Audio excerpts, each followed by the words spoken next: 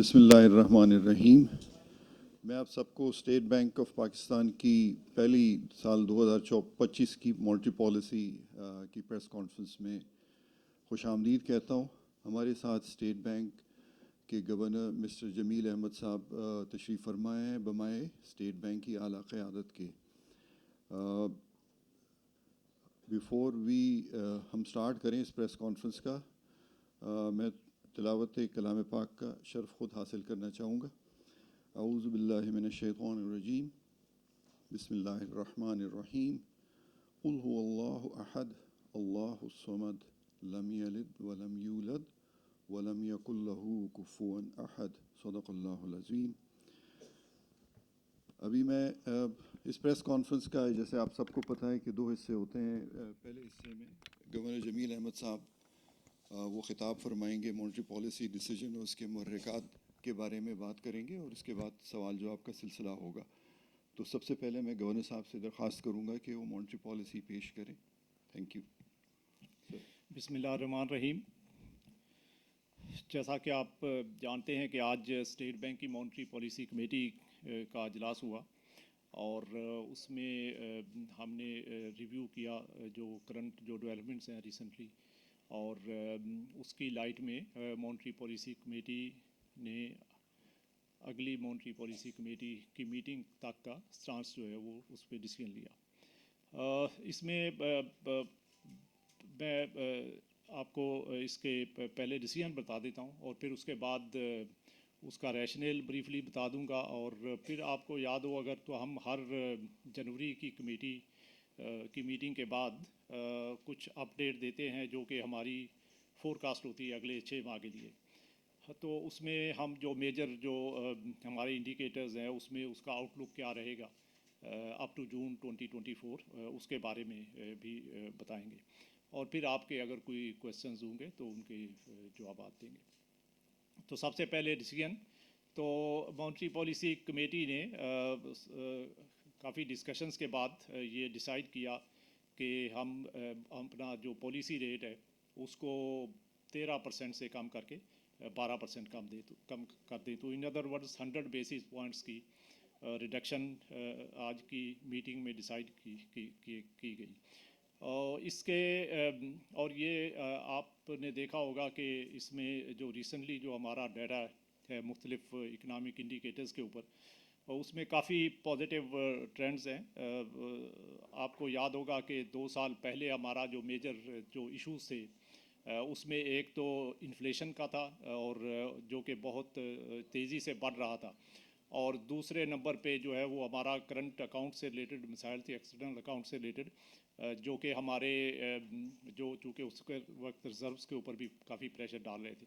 सो इन दोनों पॉइंट्स के ऊपर जो आपने अगर देखा हो तो रिसेंटली काफ़ी पॉजिटिव जो है वो डेवलपमेंट्स हुई हैं, और कमेटी ने इन डेवलपमेंट्स को रिव्यू किया और उसकी लाइट में ये डिसीजन लिया।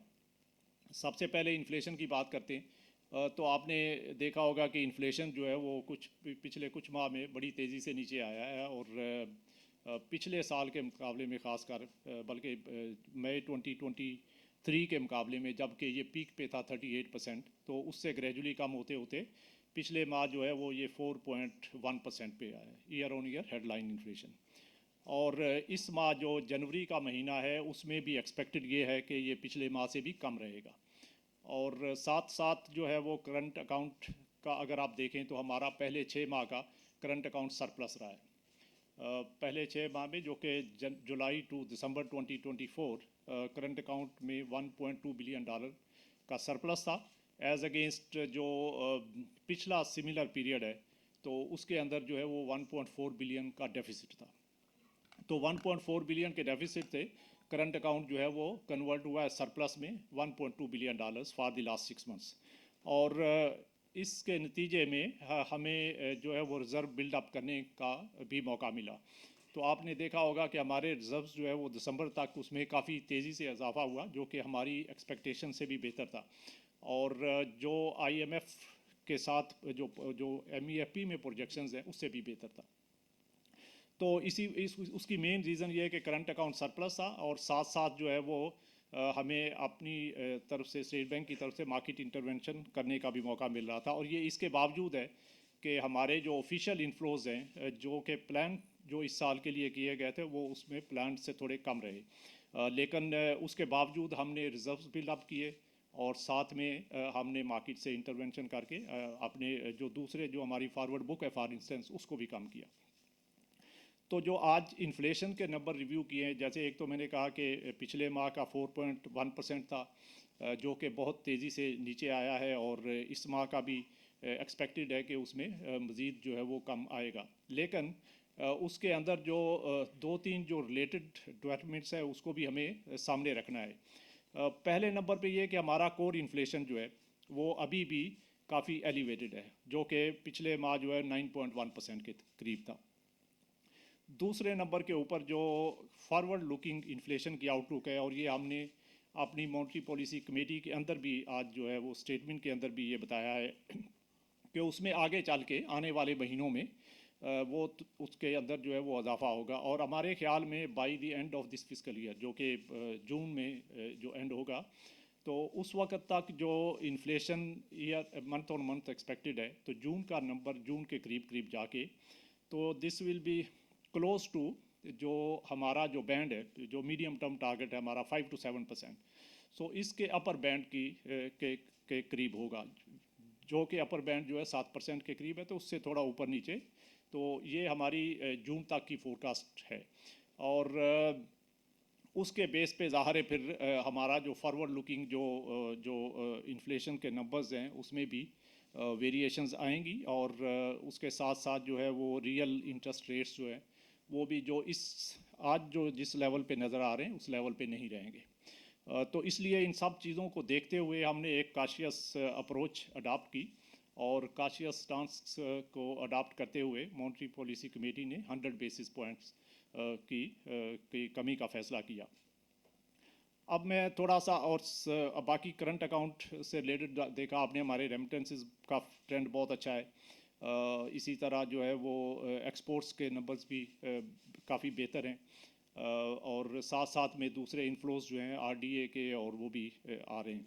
तो ये सब जो है मिलके करंट अकाउंट की सिचुएशन को इसमें काफ़ी कंफर्टेबल लेवल पे रखा हुआ है। अब मैं थोड़ा सा आपको जो हमारी जो असेसमेंट है आगे इस 6 माह के लिए उसके ऊपर बात कर लेता हूँ, और फिर उसके बाद आपके क्वेश्चंस जो अगर कोई होंगे तो वो ले लेंगे। तो सबसे पहले इन्फ्लेशन की जो हमारी असेसमेंट है, अगर आपको याद होता तो जब हमने जुलाई में आपसे बात की थी तो उस वक्त हमने कहा था कि इस साल का इन्फ्लेशन जो है वो पूरे साल का जो है वो 11.5 से 13.5% के दरमियान करे रहेगा फुल ईयर का।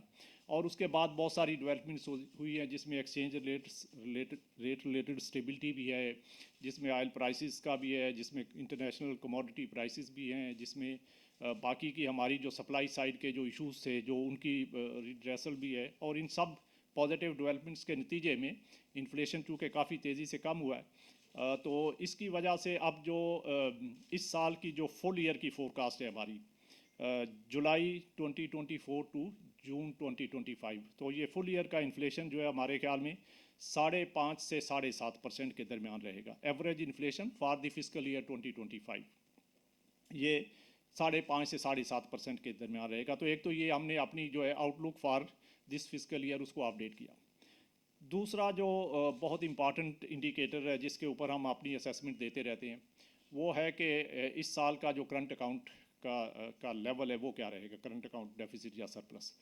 तो अगर आपको याद हो तो जुलाई में हमने ये बताया था कि करंट अकाउंट का जो डेफिसिट है वो 0% से 1% के दरमियान रहेगा, ऑफ 0 to 1% ऑफ जीडीपी। तो अब जो चूँकि पहले 6 माह में करंट अकाउंट में बड़ी पॉजिटिव डेवलपमेंट्स हुई हैं, तो उसके नतीजे में करंट अकाउंट के जो नंबर्स हैं वो बहुत बेहतर हुए हैं, और हमारा पहले 6 माह का सरप्लस आया $1.2 बिलियन।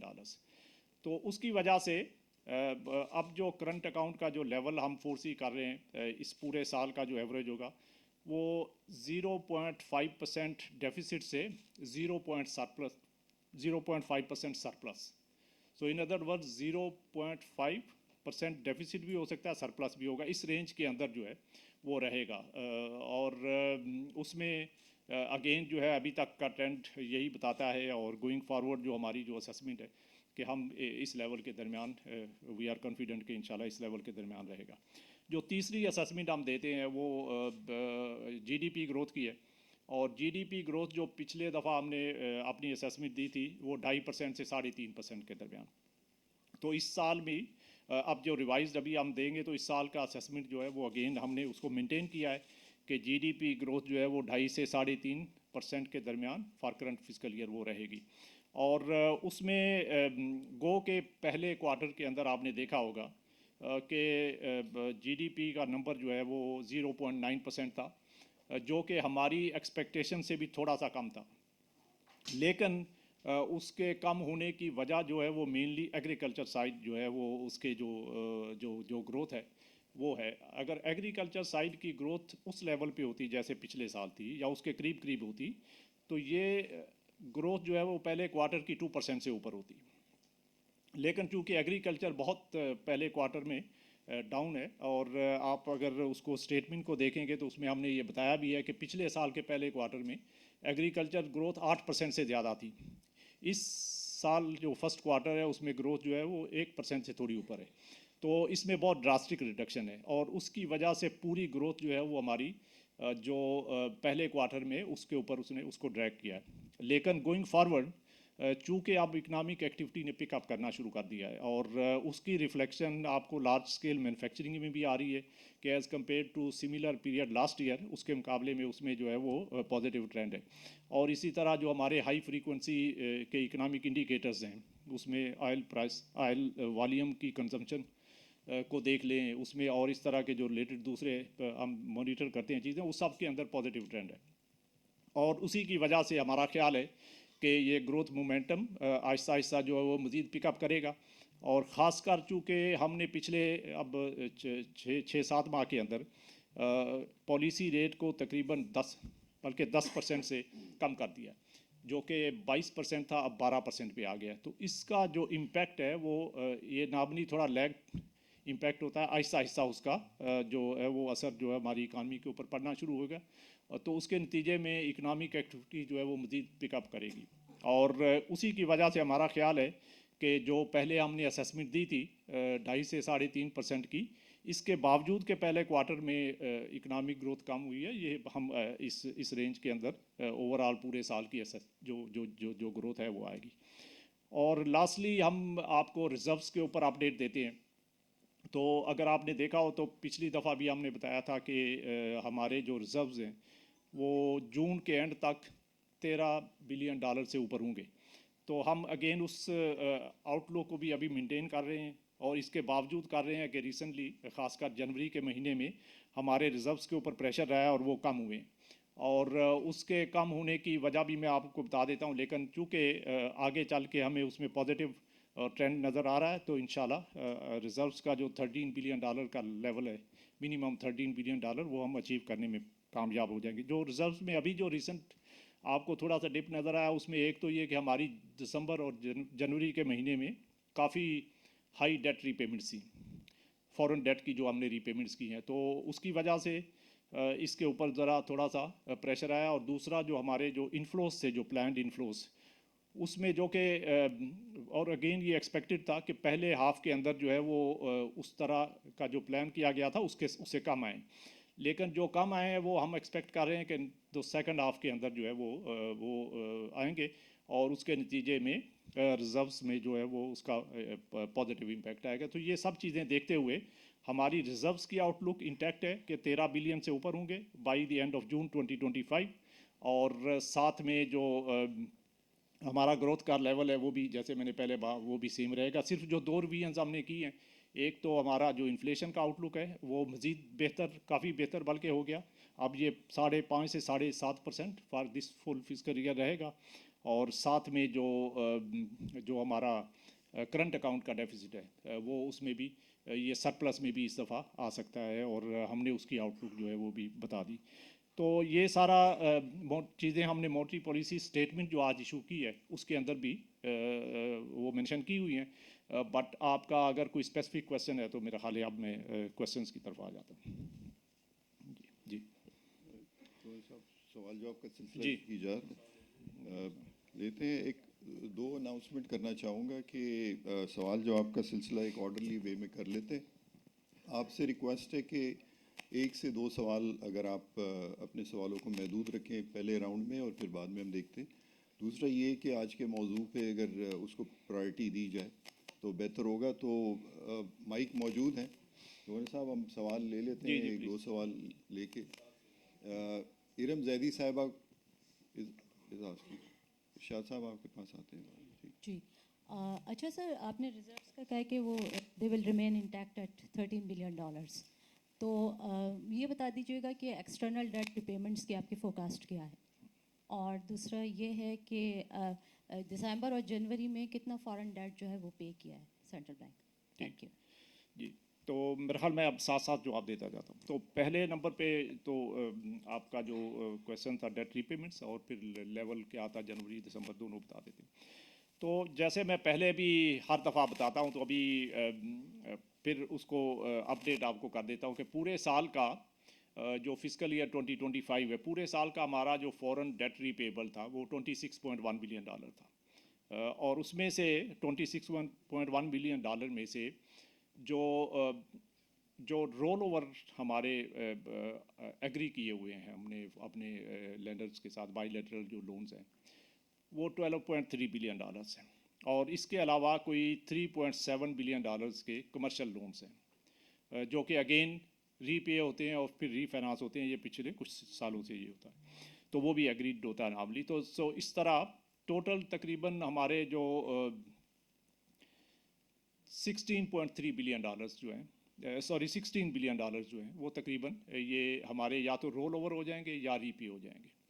और इसके बाद हम जो बाकी बचते हैं $10 बिलियन तकरीबन, उसमें इंटरेस्ट पेमेंट्स चूँकि थोड़ी बहुत इंटरेस्ट रेट के साथ चेंज होती हैं, तो इसलिए उसमें थोड़ा बहुत नंबर 100 मिलियन इधर उधर हो सकता है, बट ये कि नामली ये सिमिलर लेवल पे फ्लक्चुएट करता है। तो 10.1 billion, 10 to 10.1 billion total repayable था इस साल के लिए। उसमें से $6.4 बिलियन ऑलरेडी जो है वो पे हो चुके हैं।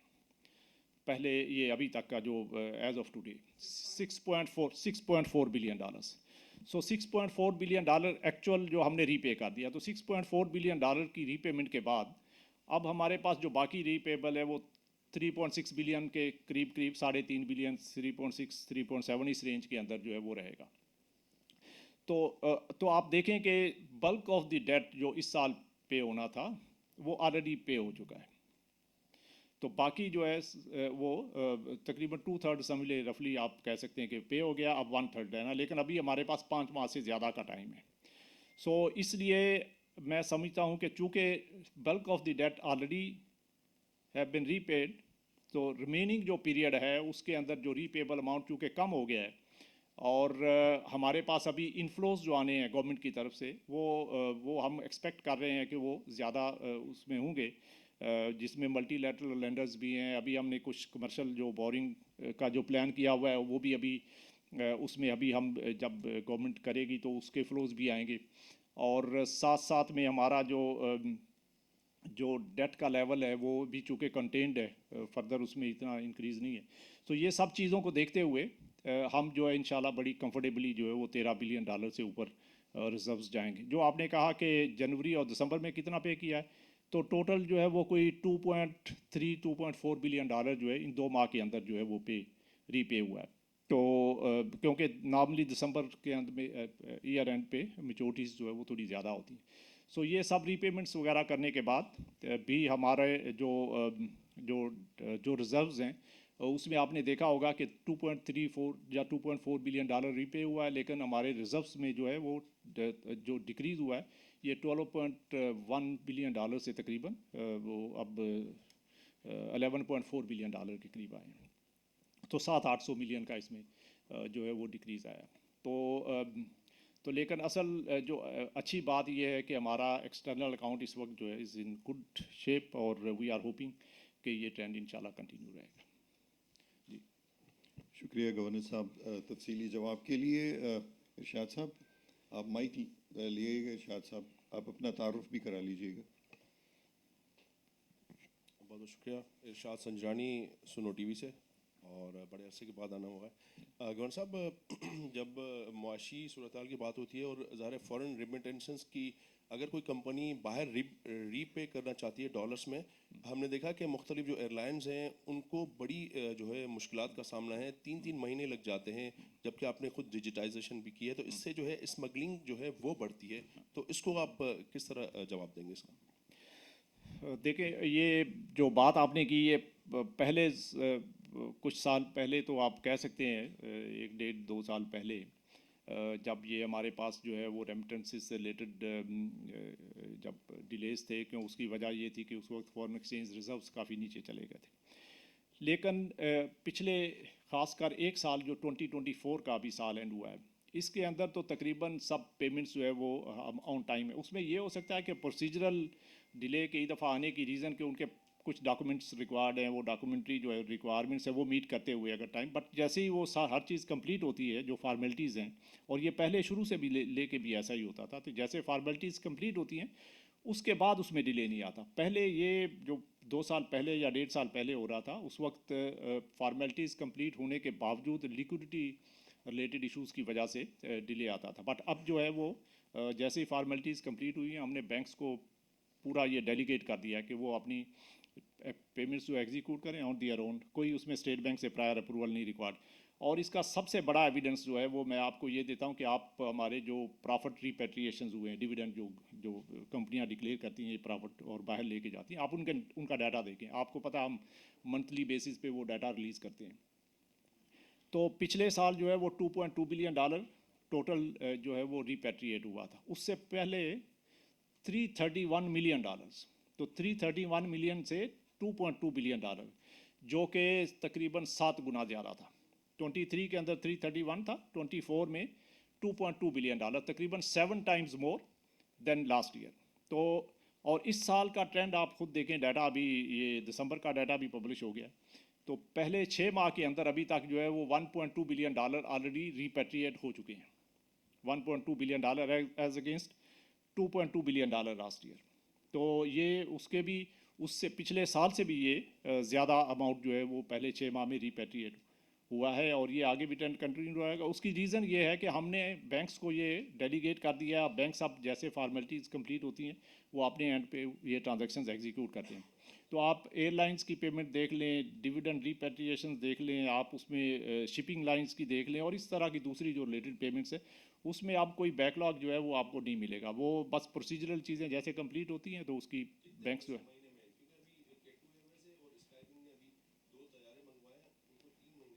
नहीं, वो देखिए मैंने पहले आपको अर्ज़ किया कि अगर कोई उसमें कोई प्रोसीजरल कोई चीज़ है, कोई एक एबनॉर्मल कोई पेमेंट होती है वन ऑफ, तो उसके लिए अगर तो कोई फार्मेलिटीज़ रिक्वायर्ड हैं तो वो एक अलग चीज़ है। लेकिन आपने एयरलाइंस की बात की थी, तो मैंने आपको बताया कि एयरलाइंस की पेमेंट्स इस वक्त जो है वो जैसे फार्मेलिटीज़ कंप्लीट होती हैं तो पेमेंट होती है। इसी तरह शिपिंग है, दूसरी रिपेट्रिएशन ऑफ डिविडेंड्स है, सब आप किसी से मार्केट के अंदर बात करके देख लें। और सबसे जो मेरे नज़दीक बहुत अच्छा एविडेंस है वो आप डाटा देखें, जो मंथली डाटा चूँकि आप पब्लिश कर रहे हैं, तो पब्लिश डाटा को रिव्यू करें और यू विल सी के उसमें जो ट्रेंड कितना पॉजिटिव है और कितनी रिपेट्रिएशन हो रही है। शुक्रिया गवर्नर साहब तफसीली जवाब का। काशिफ मुनीर साहब को दे रहे हैं और फिर आपकी तरफ आवाज़। गवर्नर साहब, मेरा सवाल ये है, एक तो जो आपने नंबर्स दिए हैं उसमें दिसंबर में इंपोर्ट बड़ी है, मतलब $5 अरब को क्रॉस कर गई है। अच्छा, दूसरा, अब ये इसका ट्रेंड आप कैसे देख रहे हैं? अगर इंपोर्ट ऐसे ही बढ़ती रहती है तो फिर हम कहीं करंट अकाउंट जो आपने फोरकास्ट किया है उसमें मसला ना हो जाए। और साथ आपने एक बात कही जो अभी हमारे दोस्त ने सवाल किया था प्रोसीजरल डिलेज का, तो मामला ये है कि आपने कमर्शियल बैंकों को, शायद मैंने आपसे पहले भी सवाल किया था, वही कमर्शियल बैंक हैं जो पहले मुल्क के अंदर डॉलर अनस्टेबल करने में, डॉलर को महंगा करने में तमाम कार्रवाई कर चुके हैं। स्टेट बैंक इतना भी इख्तियार नहीं रख सका कि इनके खिलाफ कार्रवाई कर सके। अब आपने उन तमाम बैंकों को इतनी ताकत दे दी है कि वो जो है वो अगर प्रॉफिट्स बाहर भेजने हैं तो उनकी मर्ज़ी से होंगे, इम्पोर्ट होनी है तो उनकी मर्ज़ी से होगी। तो उस पर चेक एंड बैलेंस क्या होगा? आप जब बैंकों से रब्ता करते हैं, बिजनेसमैन से रब्ता करते हैं, तो वो बैंकों के चक्कर लगाने पर मजबूर है, उसकी कैसे करें? इसका जवाब ज़रा तफसीलन दे दीजिए। Thank you. अच्छा, पहले तो आपको इंपोर्ट्स की बात कर लेते हैं। तो इंपोर्ट्स का आपने बिल्कुल ठीक कहा कि पिछले महीने का जो पीबीएस डाटा है उसमें इंपोर्ट्स जो है वो $5.3 बिलियन से ऊपर थी, एज अगेंस्ट $4.5 बिलियन जो नवंबर में थी। अब उसको जब आप डिटेल में देखते हैं तो ऑब्वियसली उसमें बिल्कुल जो है वो इंपोर्ट्स के अंदर मोमेंटम आपको एक बिल्डअप होता नज़र आता है और इंपोर्ट्स जो हैं वो इंक्रीज़ हुई हैं और उसकी रीज़न जो है वो एक तो कुछ तो ऑयल पेमेंट्स जो हैं वो बढ़ी हैं और उसकी रीज़न शायद ये थी कि नवंबर के अंदर ऑयल पेमेंट्स जो ज़रा कम थी तो दिसंबर में ऑयल पेमेंट्स उसमें सिग्निफिकेंटली इंक्रीज़ हुआ है तो एक तो उसका इम्पैक्ट था बट उसके अलावा बाकी इंपोर्ट्स जो हैं वो उसमें भी इंक्रीज़ है और ये एक ब्रॉड बेस्ड जो है वो इंक्रीज़ है और इसकी आप इसको पॉजिटिवली भी देख सकते हैं कि जब इकोनॉमिक एक्टिविटी पिकअप करेगी और उसमें फिर जो है वो इकोनॉमिक एक्टिविटी के बढ़ने के साथ जो है वो इंपोर्ट्स का लेवल चूँकि हमारी इकानमी अभी भी इंपोर्ट डिपेंडेंट है तो वो इंपोर्ट्स जो है वो बढ़ेंगी तो ये हम बिल्कुल उसको मॉनिटर बहुत क्लोजली कर रहे हैं और उसमें जो अंडरलाइंग फैक्टर्स हैं उनको भी देख लें लेकिन आपको इसको इस चीज़ को अप्रिशिएट करें कि ये इस चीज़ की भी रिफ्लेक्शन है कि अब जो है वो इंपोर्ट्स के ऊपर जो बहुत सारी अभी भी मीडिया में लोग कभी कभी लिख लेते हैं तो वो आप खुद देखें कि वो ठीक है या गलत है क्योंकि इंपोर्ट्स के जो नंबर हैं वो आपको बताते हैं कि अब ये इंपोर्ट्स के ऊपर कोई रिस्ट्रिक्शन नहीं है और इंपोर्ट ट्रांजैक्शंस जो है वो नॉर्मल प्रोसेस में एग्जीक्यूट हो रही हैं और इसीलिए उसका लेवल बढ़ा है दूसरा आप इसको जो स्टेट बैंक का डाटा है उसको देखें तो स्टेट बैंक के